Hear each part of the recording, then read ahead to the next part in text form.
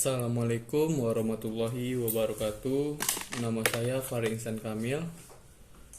Saya berasal dari kelas Hukum Tata Negara E. NPM saya 231010273. Di sini saya akan membawakan tema tentang konstitusi. Baik, tidak berlama-lama, mari kita masuk ke dalam tema tersebut.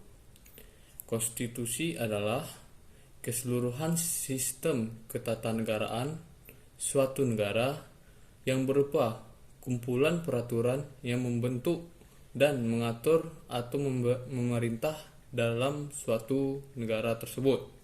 Baiklah, adapun pengertian konstitusi di zaman Yunani masih bersifat material, artinya belum diformatkan sebagaimana pada zaman sekarang. Adapun pengertian konstitusi menurut Sri Sumarti, konstitusi dapat diartikan dalam arti sempit dan luas. Dalam arti sempit, konstitusi dituangkan dalam suatu dokumen seperti undang-undang. Sejak tanggal 17 Agustus 1950, konstitusi yang berlaku di Indonesia adalah Undang-Undang Dasar. Sementara Republik Indonesia atau dikenal dengan sebutan UUDS 1950. Konstitusi dan peraturan menurut Robert pada tahun 2000. Pertama, konstitusi harus mengandung nama yang lebih hukum daripada peraturan yang lain. Kedua, konstitusi mengalahkan hukum lainnya termasuk hukum internasional. Yang ketiga, konstitusi biasanya lebih mengakar daripada hukum-hukum lainnya, sebagaimana hukum yang lebih umumnya dan kuat perubahan di dalamnya menyebabkan gangguan yang sangat kuat di negara tersebut.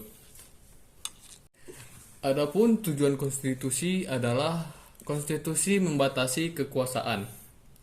Dalam konstitusi dikenal adanya konstitualisme yang merupakan paham di mana kekuasaan harus dibatasi agar negara dapat dijalankan sesuai dengan tujuan berdirinya. Fungsi konstitusi ada 5. Yang pertama, fungsi penentu dan pembatas kekuasaan organ negara.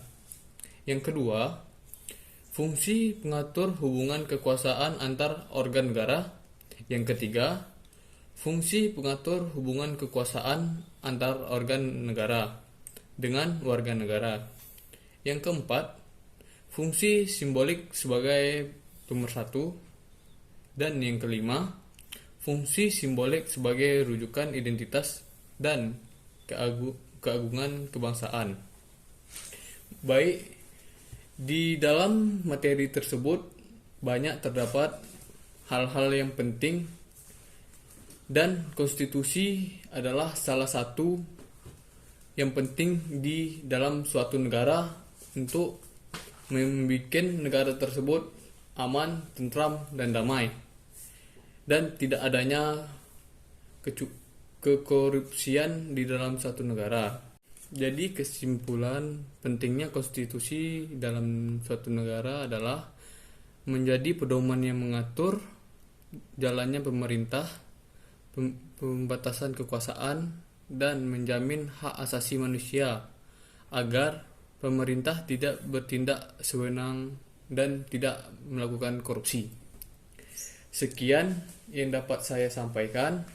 Apabila kata-kata saya ada yang salah dan kurang dipahami oleh teman-teman dan bapak semua, saya mohon maaf. Saya akhiri video saya dengan mengucapkan wassalamualaikum warahmatullahi wabarakatuh.